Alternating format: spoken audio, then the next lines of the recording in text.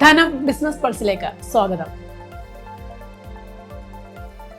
പ്രമുഖ വ്യവസായി അനിൽ അംബാനിയുടെ മകനും റിലയൻസ് ഹോം ഫിനാൻസ് ലിമിറ്റഡിന്റെ മുൻ ഡയറക്ടറുമായ ജയ് അൻമോൽ അംബാനിക്കെതിരെ CBI ക്രിമിനൽ കേസെടുത്തു.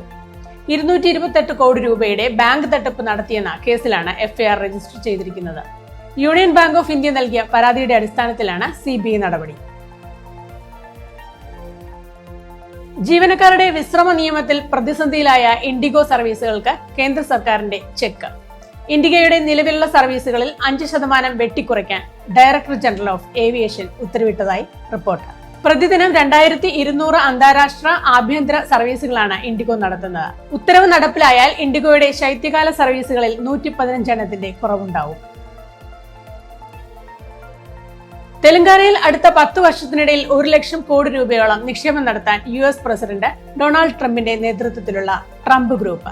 US പുറത്ത് ട്രംപ് ഗ്രൂപ്പ് നടത്തുന്ന ഏറ്റവും വലിയ നിക്ഷേപങ്ങളിലൊന്നാകും ഇതെന്നാണ് റിപ്പോർട്ടുകൾ. തെലങ്കാനയിൽ സ്ഥാപിക്കാനിരിക്കുന്ന ഭാരത് ഫ്യൂച്ചർ സിറ്റിയിലും റിയൽ എസ്റ്റേറ്റ് രംഗത്തുമാകും ട്രംപ് ഗ്രൂപ്പിന്റെ നിക്ഷേപം. സംസ്ഥാനത്ത് ഇന്ന് സ്വർണ്ണവില 2 തവണ മാറി. രാവിലെ ഗ്രാമിന് 30 രൂപയും പവന് 240 രൂപയും കുറഞ്ഞ് വ്യാപാരം ആരംഭിച്ച സ്വർണ്ണവില ഉച്ചയ്ക്ക് ശേഷം വീണ്ടും കുറഞ്ഞു. ഗ്രാം വില 60 രൂപയും പവൻ വില 480 രൂപയുമാണ് കുറഞ്ഞത്. ഇതോടെ ഗ്രാമിന് 11,865 രൂപയും പവന് 94,920 രൂപയുമായി. ഇന്ത്യൻ ഓഹരി സൂചികകളായ സെൻസെക്സും നിഫ്റ്റിയും ഇന്നും നഷ്ടത്തിൽ.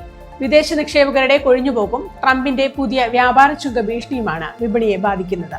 ഇതിനൊപ്പം ഫെഡറൽ റിസർവ് അടിസ്ഥാന പലിശ നിരക്ക് നാളെ 0.5% കുറവ് വരുത്തിയാലും അടുത്ത വർഷം കാര്യമായ നിരക്ക് കുറവുണ്ടാകില്ലെന്ന സൂചനകൾ നൽകിയതാണ് ആഗോള ഓഹരി വിപണികളിൽ തളർച്ചയുണ്ടാക്കുന്നത്. ബിസിനസ് വാർത്തകൾ വിശദമായി അറിയാൻ ധനം online.com.